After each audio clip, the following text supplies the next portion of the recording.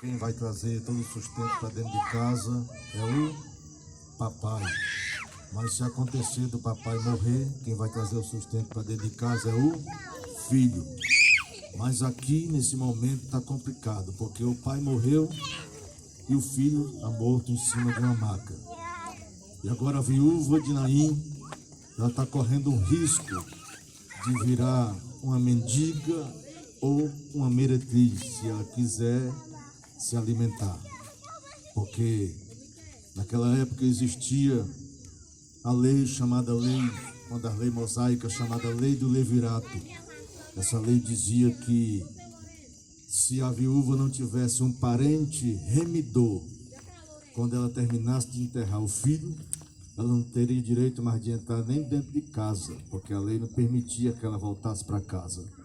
E se ela quisesse se alimentar, ela teria que ser uma mendiga ou uma meretriz. Você já sabe o que é isso.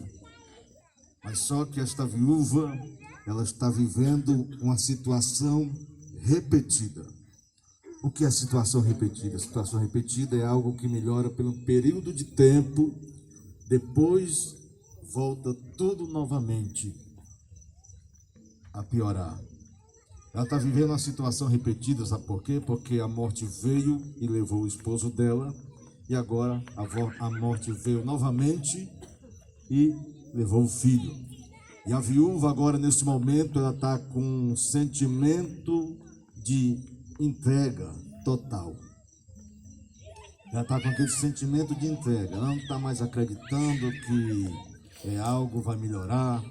Tudo agora está acabado para ela. Tudo está perdido para essa viúva aqui no momento.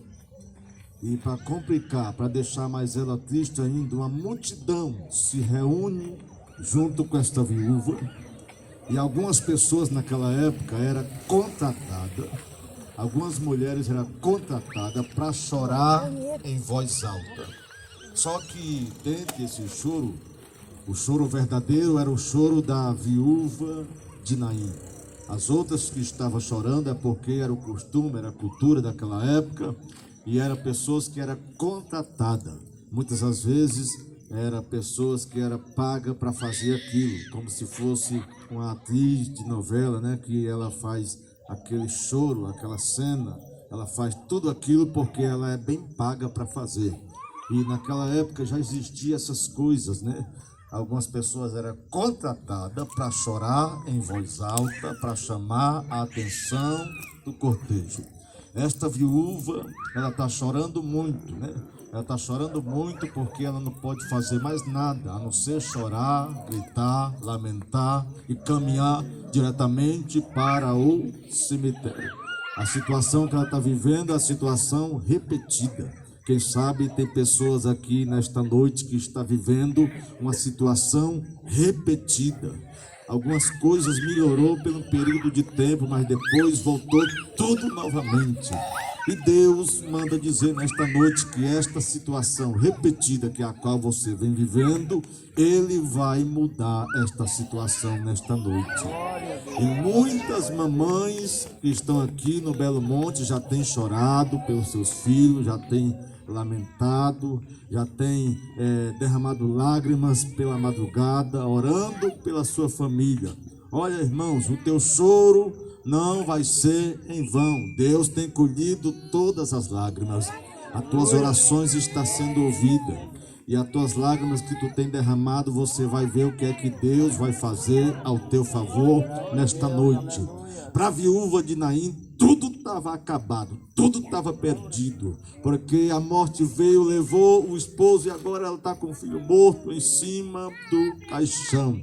E agora, antes de ir para o cemitério, o cortejo deveria dar uma volta pela cidade. Olha, irmãos, existia um costume naquela época, que nas cidades antigas, que aonde o cortejo fúnebre passava, era dada uma ordem. Aonde o cortejo fúnebre passava, se tivesse uma porta aberta, era dada a ordem para a porta ser fechada.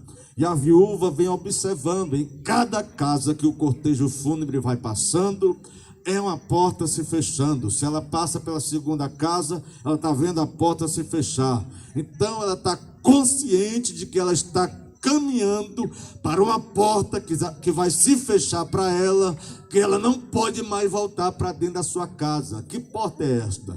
É a porta da cidade de Naim, que é a porta que dá acesso diretamente ao cemitério, irmãos. E ela está vendo as portas se fechando. Quem sabe você tem visto as portas se fechar. Quem sabe você tem visto as coisas ficar complicadas. Eu quero dizer para você que às vezes Deus permite que algumas coisas fiquem complicadas, para depois Ele descomplicar, para depois te explicar. Aquilo que está complicado, Ele vai descomplicar e depois Ele vai te explicar. E você vai entender, aleluia, porque tudo se complicou. Deus às vezes permite isso, irmão. Então a viúva, ela está dando uma volta pelo cortejo. Ela está chorando muito. Ela está chorando muito porque os sonhos dela, tudo que ela tinha, era aquele menino, aquele rapaz. E ela está vendo um menino em cima daquela maca, morto. Ela não pode fazer nada. Ela está caminhando diretamente para o cemitério. E ela está vendo, irmão, as portas se fechando. Olha, veja o que é que vai acontecer. Quem sabe aquele que tomava conta ali da portaria, da entrada da cidade de Naim, ficava até falando assim, ó: passa logo, viúva, que eu quero fechar as portas para você. Porque naquela época as leis eram muito duras, muito rígidas para as mulheres, era contra as mulheres. Então quem sabe aquele homem estava torcendo ali, dizendo: passa logo, viúva, que eu quero fechar a porta para você, para nunca mais você entrar aqui dentro desta cidade. Olha, irmão, só que Deus, aleluia, Ele surpreende as pessoas. Jesus, Ele, aleluia, Ele surpreende, aleluia. Olha o que é que vai acontecer agora.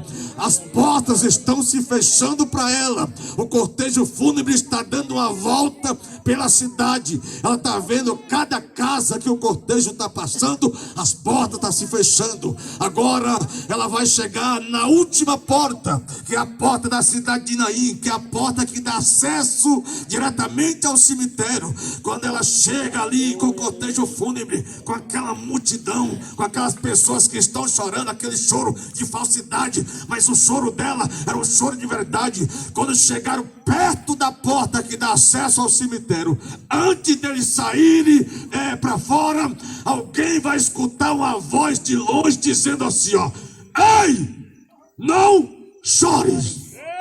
Aleluia, Jesus. Aleluia. Ai, irmão, essa voz que falou estas palavras mudou a vida da viúva. Aleluia. Esta voz, aleluia, mudou a vida daquela viúva. Aleluia.